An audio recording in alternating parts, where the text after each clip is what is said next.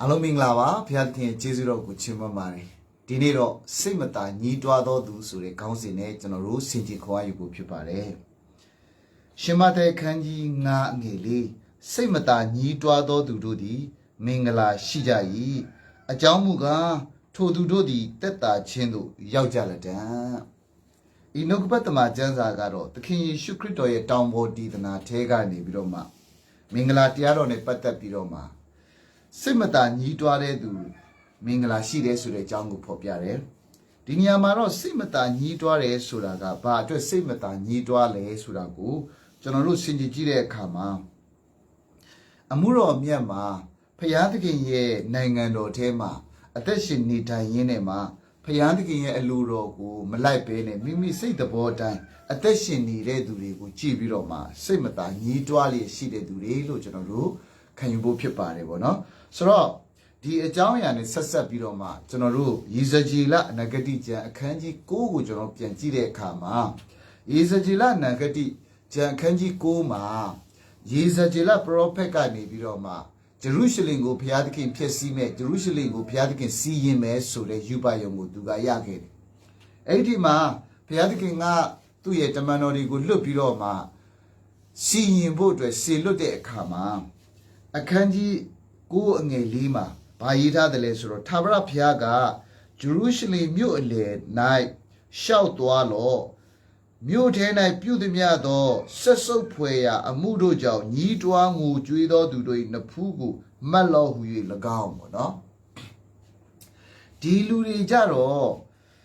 ဂျေရုရှလင်မြို့ကိုစီရင်ဖို့လုပ်တဲ့အခါမှာဒီလူတွေကြတော့ဂျေရုရှလင်မြို့မှာ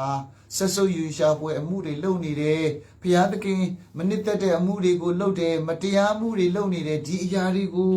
မြင်တွေ့ရပြီးတော့မှစိတ်မသာညီးတွားဖြစ်ပြီးတော့မှငိုကြွေးတဲ့သူတွေဖြစ်တယ်ပေါ့နော်ဆိုလိုတာကသူ့ရဲ့လူမျိုးတော်ထဲမှာဘုရားသခင်ကိုကြောခိုင်းပြီးတော့မှတပါးသောဘုရားကိုကိုးကွယ်ခြင်းကိုကြည့်ပြီးတော့မှစိတ်မသက်မသာဖြစ်တယ်မိမိစိတ်အလိုကိုလိုက်ပြီးတော့မှတန်ရှင်းစွာအသက်မရှင်ဘဲနဲ့တန်ရှင်းခြင်းရစ်နဲ့ဘုရားသခင်ကိုမပူဇော်ဘဲနဲ့မိမိရဲ့ဇာတိစိတ်နဲ့အသက်ရှင်ပြီးတော့မှကာမဂုဏ်မီဝဲတဲ့သူတွေကိုကြည့်ပြီးတော့မှစိတ်မသာညီးတွားမှုဖြစ်တယ်ဒီလိုလူတွေကိုတဲ့နဖူးမှာမှတ်ထားပြီးပါဆိုပြီးတော့မှဘုရားသခင်ကသူ့ရဲ့တမန်တော်တွေကိုမိန့်မာပြီးစေလွတ်လိုက်တယ်နဖူးမှာအမှတ်မရှိတဲ့သူတွေကတော့ဖြည့်ဆည်းလိုက်ပါတဲ့အခန်းငယ်6မှာကျတော့အသက်ကြီးသောသူအသက်ငယ်သောသူအပြူမသူငယ်မိန်းမတို့ကိုရှင်းရှင်းတတ်ကြလောတို့ရတွေအမတ်ပါသောသူကိုမချင်းကပ်ကြပါနဲ့တဲ့နော်ဆိုတော့အခုနကတော့စိတ်မသာညီးတွားတဲ့သူတွေကိုအမတ်မှတ်ပါလို့ပြောတဲ့အခါမှာအခုကတော့ဘာထပ်ပြောတယ်လဲဆိုတော့အမတ်ပါတဲ့သူတွေကိုမချင်းကပ်ပါနဲ့အဓိပ္ပာယ်ကတော့နဖူးမအမတ်ပါတဲ့သူတွေအမတ်ရှိတဲ့သူတွေကတော့မစီရင်နဲ့မတက်နဲ့ဆိုပြီးတော့မှမိန့်ပါတယ်အကြောင်းအရာဖြစ်ပဲပေါ့နော်ဆိုတော့အဲ့ဒီအမတ်ဆိုတဲ့အရာကဘေကနေဖြစ်လာတယ်လဲဆိုတော့မတရားမှုတွေကိုကြည့်ပြီးတော့မှစိတ်မသာညီးတွားလျက်ရှိတဲ့သူတွေကသူတို့ကမှတ်သားခြင်းခံရမယ်စီရင်တဲ့အခါမှာသူတို့ကလွတ်မြောက်တဲ့သူတွေဖြစ်မယ်ဆိုတဲ့အကြောင်းပဲဖြစ်ပါတယ်အဲ့တော့ချစ်တော်မိဘကြီးကိုမောင်နှမတို့ရှင်မဿဲဖော်ပြတဲ့သခင်ယေရှုခရစ်တော်ရဲ့တောင်ပေါ်ဒေသနာထဲမှာစိတ်မသာညီးတွားသောသူတို့သည်မင်္ဂလာရှိကြ၏ပေါ့နော်ဆိုတော့ဒီနေရာမှာတော့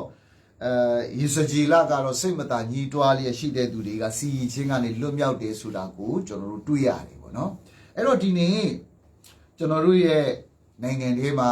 မတရားမှုတွေအတွက်စိတ်မသာညီးတွားလျက်ရှိတယ်မတရားမှုတွေအတွက်ကျွန်တော်တို့တွေငိုကြွေးလျက်ညီတန်းလျက်ဒူးထောက်လျက်ဆူတောင်းကြတယ်မင်္ဂလာရှိပါတယ်ဒီအမှုတွေကိုကျွန်တော်တို့တကယ်မလိုချင်ပါဘူးဒါပေမဲ့လည်း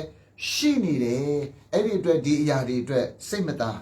ညီးတွားမှုဖြစ်ရပါတယ်အဲ့ဒီအတွက်မင်္ဂလာရှိပါတယ်ဒီနေ့ကျွန်တော်တို့ရဲ့လူမျိုးတွေဘုရားသခင်ကိုမသိဘူးသူတို့တွေတပါးသောဘုရားတွေကိုပူဇော်နေတယ်အဲ့ဒီအတွက်ကျွန်တော်တို့စိတ်မသာညီးတွားလျက်ရှိရပါတယ်အဲ့ဒီအတွက်မင်္ဂလာရှိပါတယ်ဒီနေ့ကျွန်တော်တို့ရဲ့တူတွေတူမတွေကျွန်တော်တို့ရဲ့မိသားစုတွေထဲမှာခရိယန်တွေဖြစ်ပြီးတော့မှနော်ဘုရားသခင်ရဲ့အလိုတော်ကိုမလိုက်ဘဲနဲ့မိမိစိတ်အလိုအတိုင်းအသက်ရှင်ကြတယ် ကာမဂုဏ်မီဝဲကြတယ်အရက်တီစာလွန်ကျူးစွာတောက်စားကြတယ်ဆေးဝါးတွေမီဝဲပြီးဘဝတွေပျက်စီးကြတယ်ဒီလူတွေကိုကြည့်ပြီးကျွန်တော်တို့အတွက်စိတ်မသာညှိတွားစရာဖြစ်ပါတယ်ဒီစိတ်မသာညှိတွားမှုဖြစ်တာက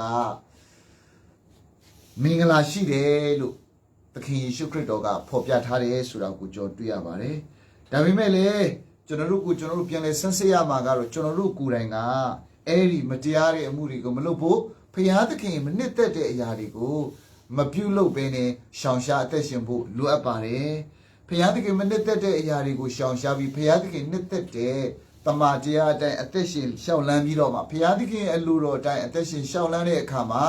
ဖျားသခင်အလိုတော်အတိုင်းအသက်မရှင်တဲ့သူတွေအတွက်စိတ်မသာညှိတွားမှုဖြစ်တာကမင်္ဂလာရှိပါတယ်။စီရင်ခြင်းကနေလွတ်မြောက်ပြီးတော့မှတက်တာခြင်းကိုရောက်မယ်ဆိုတဲ့အကြောင်းကိုဝင်ငါခွန်အားပေးပါတယ်။ရောက်စီတိုင်းကိုဘုရားသခင်ကောင်းချီးပေးပါစေ။ဆုတောင်းကြပါစို့။အဖဖျားသခင်ယေရှုခရစ်တော်ကိုကယ်တင်ပါရှင်ဖြစ်ယုံကြည်ပါ၏။နှုတ်ကပတ်တော်အတွက်ကျေးဇူးတော်ကိုချီးမွမ်းပါတယ်။သားသမီးတို့သည်ဘုရားသခင်ရဲ့အလိုတော်အတိုင်းသာအသက်တာကိုရှောင်လန်းလျက်ဘုရားသခင်ရဲ့အလိုတော်နဲ့ဆက်ကျင်လေးအသက်ရှင်သောသူတွေရဲ့အသက်တာကိုကြည့်ပြီးတော့မှစိတ်မသာညှိတွားလျက်ရှိတဲ့အခါမှာမင်္ဂလာရှိပါတယ်။သားသမီးတို့သည်ဘုရားသခင်နဲ့အစဉ်ခိုင်ခန့်လျက်ဘုရားသခင်ရဲ့ကယ်တင်ခြင်းနဲ့တက်တာခြင်းကိုရရှိခံစားရသောယုံကြည်သူများဖြစ်နိုင်ပါမည်အကြောင်းတပါးကြီးတော်သားတော်သခင်ယေရှုခရစ်တော်၏မြတ်သောနာမကိုမြည်ပြုဆုတောင်းပါ၏ဖခင်သခင်အာမင်။ထာဝရဘုရားသည်တင်းကိုကောင်းကြီးပေး၍ဆောင်မတော်မူပါစေသောထာဝရဘုရားသည်တင်း၌မျက်နာတော်အလင်းကိုလွတ်၍ဂိဝနာကျေးဇူးပြုတော်မူပါစေသောထာဝရဘုရားသည်တင့်ကိုမျှော်ကြည့်၍ချမ်းသာပေးတော်မူပါစေသောအာမင်